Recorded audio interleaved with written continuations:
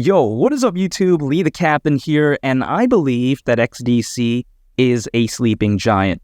That's what she said.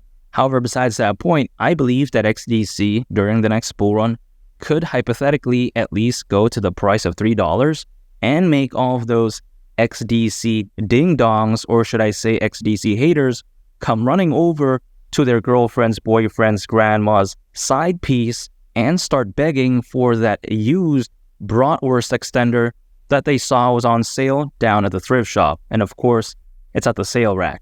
Pretty embarrassing and somewhat disgusting. However, besides that point, and even though that's neither baby mama, grandma, nor financial advice, but in today's video, I want to explain several reasons why I believe XDC could hypothetically at least go to the price of $3 during the next bull run. First of all, I think that XDC is absolutely fantastic.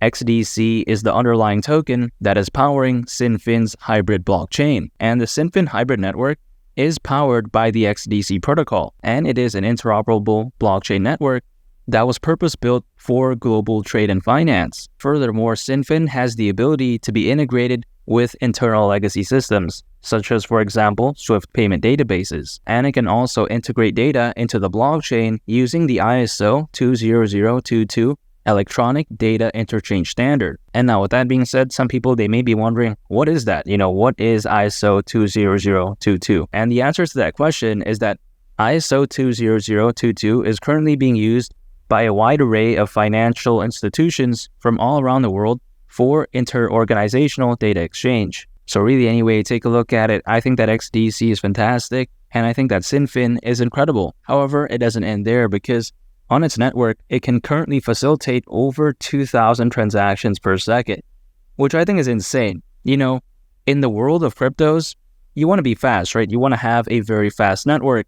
In real life, in some situations, being too fast may not be viewed as a good thing, because when it comes to matters to the boom boom in the bedroom, you don't really want to be a one-pump stunner, right? You don't want to be known as a 10-second machine, if you know what I mean. However, besides that point, on its network, it has an average fee that is 1 million times less expensive than Bitcoin and 1.5 million times less expensive than Ethereum, which I think is absolutely ridiculous. And in addition, I think that it should be noted how XinFin, in my opinion, is clearly focused on the right industry, because when we take a look at it, the global trade and finance market is expected to reach $5 trillion in value by 2028.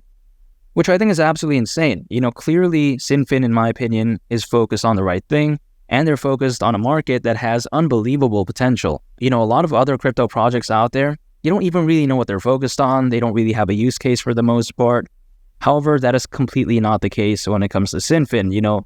They're clearly focused on the right thing, and they actually have a real-world use case. And personally, for me, I think that a major catalyst, which could very well be so amazing for the future growth of XinFin, is the fact that I do think that the blockchain technology market has unbelievable potential. For instance, by 2030, the blockchain technology market is expected to be worth over $1.4 trillion, which is a very crazy amount. And I think that as the blockchain technology market continues to grow moving forward, I think so will XinFin. Really, anyway, take a look at it. I think that XinFin is poised for such a massive future. That's what she said. They're focused on the right market. They have amazing utility. The network is clearly better than a lot of the competition, in my opinion. And last but not least, statistically, it's doing very well as of right now. When I consider just how special XinFin is, I don't see why XDC during the next bull run won't hypothetically at least go to the price of $3. I just don't see why it won't do that.